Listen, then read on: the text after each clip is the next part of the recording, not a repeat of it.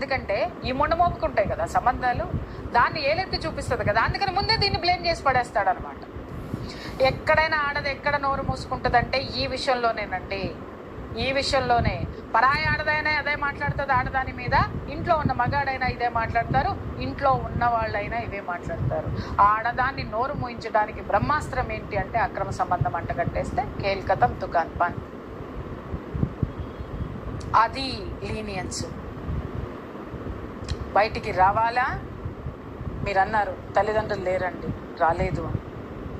వీళ్ళ యొక్క బలహీనతల్ని పట్టే వాళ్ళు వీళ్ళని ఆడుకుంటారు సార్.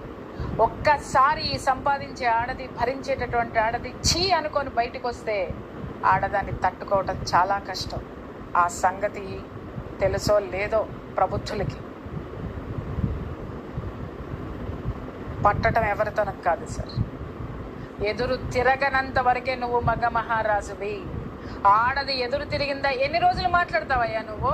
దానికి అక్రమ సంబంధాలు ఉన్నాయి, లేకపోతే అది ఎవరితోనో తిరుగుతుంది, ఎన్ని రోజులు మాట్లాడతావు? మాట్లాడావు, తీసుకొచ్చి చూపించు, ప్రూవ్ చెయ్యి అని అంటే ఎక్కడ ప్రూవ్ చేస్తావు నువ్వు?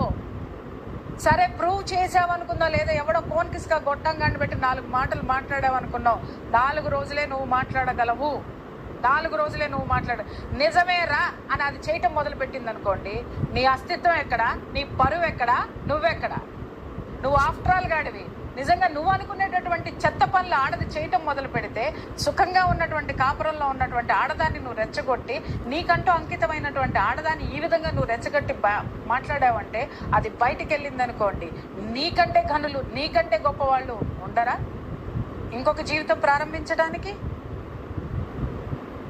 అలాంటి చెత్త ఆలోచనలు నింపుకొని దయచేసి సంసారాలు నాశనం చేసుకోకండి. అట్లీస్ట్ దాని ఒక మనిషిగా గుర్తించండి. ఈ ఆడవాళ్ళకి నేను చెప్పేది ఏంటంటే, ఎంతకాలమని ఇలా నోరు మూసుకొని కూర్చుంటారండి?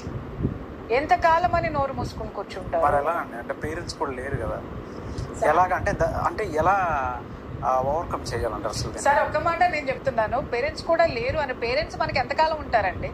ఒక్క మాట చెప్తున్నాను నాగరాజు గారు, పేరెంట్స్ ఉన్నారు, 50 ఏళ్ళు వచ్చినాయి, మనకి 50 ఏళ్ళు వచ్చేసరికి పేరెంట్స్ చాలా ఏజ్ అయిపోయి ఉంటుంది. కొంతమందికి ఆ ఏజ్ వచ్చేసరికి పేరెంట్స్ చనిపోయి కూడా ఉంటారు. ఆ టైంలో మొగుడు చచ్చిపోయాడు, అప్పుడు ఏంటంటే పరిస్థితి?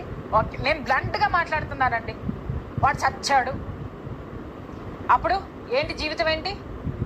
ఒంటరిగా బతకాల్సిందే కదా, ఈ సమాజంతో కొట్లాడాల్సిందే కదా, సమాజంలో నిలబడాల్సిందే కదా. చచ్చాడు అనుకొని బ్రతకండి, సింగిల్ లైఫ్ ని లీడ్ చేయండి. దమ్ముంటే, ధైర్యం ఉంటే. లేదు అనంటే ఆ కుక్కలా